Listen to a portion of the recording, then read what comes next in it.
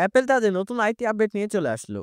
আপডেটটি হলো iOS 18.3.2। অনেকদিন পরেই অ্যাপেল তাদের বেটা আপডেট বাদ দিয়ে একটা স্টেবল ভার্সন লঞ্চ করলো। তো আপডেটটি করার পরে আমাদের ফোনে নতুন কোনো ফিচার অ্যাড হবে কিনা, অথবা আমাদের ফোনে নতুন কোনো চেঞ্জেস আনা হয়েছে কিনা, আর আপডেটটি করার পর আমাদের ফোনে ব্যাটারি ড্রেনেজ আগের থেকে বাড়বে কিনা, অথবা আমাদের ব্যাটারি হেলথ ড্রপ করবে কিনা, সবকিছু নিয়ে কথা বলবো আজকের এই ভিডিওতে। তো বেশি কথা না বাড়িয়ে চলুন ভিডিওটাকে শুরু করা যাক। তো আমাদের মধ্যে অনেকেই জানে যে ডাবল পয়েন্ট আপডেট গুলো হয় শুধুমাত্র বাগ ফিক্সের জন্য। তো যেহেতু এটা একটা ডাবল পয়েন্ট আপডেট, তো এই আপডেটটি করার পর আমাদের ফোনে নতুন কোনো ফিচার অ্যাড হবে না। এই আপডেটটি করার মাধ্যমে আমাদের ফোনে শুধু বাগ ফিক্স হবে এবং অ্যাপেলের যে সিকিউরিটি আছে সেগুলো আগের থেকে অনেক বেশি হার্ড হয়ে যাবে। তো কথা বলা যাক এই আপডেটটি করার পর আমাদের ফোনে কি বাগ ফিক্স করা হয়েছে। তো যেমন কি আপনারা জানেন iOS 18.3.1 আপডেটটি করার পরে আমাদের ফোনে নানান ধরনের বাগ দেখা দিয়েছিল। যেমন কি অনেকেরই নাকি ক্যামেরা বারবার ব্লার হয়ে যাচ্ছিল। যখন আমরা ক্যামেরা ওপেন করতাম এবং ক্যামেরা মোডগুলো চেঞ্জ করতাম তখন অনেক বেশি ব্লার হয়ে যেত এবং ক্যামেরাটা ওপেন হতে অনেক বেশি সময় নিত। তো iOS 18.3.2 আপডেটটি করার পরে আমাদের ফোনে এই বাগটা ফিক্স হয়ে গিয়েছে। কিন্তু আমার ফোনে আমি এরকম কোনো সমস্যা দেখতে পাইনি, আমি কমেন্টের মাধ্যমে জেনেছিলাম। এরপরে যে বাগটা ফিক্স করা হয়েছে যার কারণে আমি অনেক সমস্যার মধ্যে পড়েছিলাম, সেটা হচ্ছে ওয়াইফাই সমস্যা নিয়ে।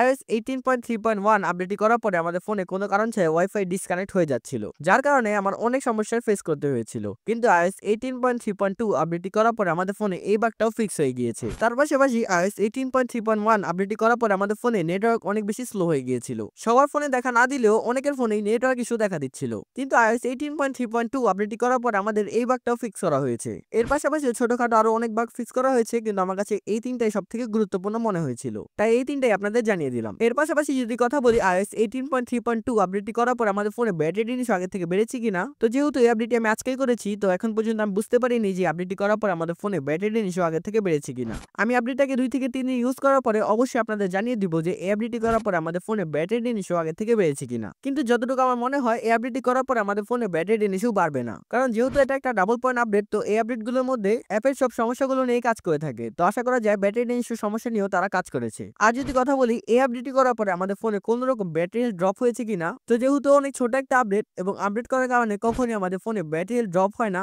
এটা শুধুমাত্র একটা ভুল ধারণা। কারণ কখনোই আপডেটের কারণে আমাদের ফোনে ব্যাটারি হেলথ ড্রপ হয় না। যদি ব্যাটারি হেলথ ড্রপ হওয়ার থাকে সেটা এমনিতেও হয়ে যাবে। আর যদি কথা বলি গ্রিন লাইন ইস্যু নিয়ে, তো এই আপডেটটি করার পরে আশা করি আমাদের ফোনে কোনো রকম গ্রিন লাইন ইস্যু দেখতে পাবো না। তো এখন আপনারা অনেকে জিজ্ঞেস করবেন যে iOS 18.3.2 আপডেটটি আমাদের ফোনে করা উচিত হবে কিনা। যেহেতু আপডেটটি করার পরে আমাদের ফোনে কোনো রকম সমস্যা দেখা দিবে না এবং আপডেটটি করার পরে আমাদের ফোনের সিকিউরিটি আগের থেকে হার্ড হবে, তো আপডেটটি করে নেওয়াই ভালো। এবং আপনি না চাইলে নাও করতে পারেন, কারণ আপডেটটি করার পরে আমাদের ফোনে কোনো রকম নতুন ফিচার অ্যাড হবে না। আমি বলবো আপনি 2 থেকে 3 দিন ওয়েট করুন, আমি আপডেটটিকে ভালো মতন ব্যবহার করি এবং দেখি ব্যাটারি ড্রেনেজ আগে থেকে বেড়েছে কিনা এবং অন্যান্য কোনো সমস্যা দেখা দেয় কিনা। এরপর আপনাদের জানাবো, আপনারা আপডেটটি করে নেবেন। এরপরে যদি আপনাদের কোনো রকম সমস্যা থাকে আপনারা আমাকে কমেন্টে জানাবেন, আমি আপনাদের সহযোগিতা করার চেষ্টা করব। আমার সবগুলো ভিডিও খুব ছোট হয়ে থাকে কারণ আমি আপনাদের মূল্যবান সময়টুকু নষ্ট করতে চাই না, তাই মূল কথাগুলোই তুলে ধরি। তো আজকের এই ভিডিওটা ছিল এই পর্যন্তই। ভিডিওটা ভালো লাগলে অবশ্যই একটা লাইক করে দিবেন এবং চ্যানেলে নতুন হলে চ্যানেলটাকে সাবস্ক্রাইব করে দিবেন।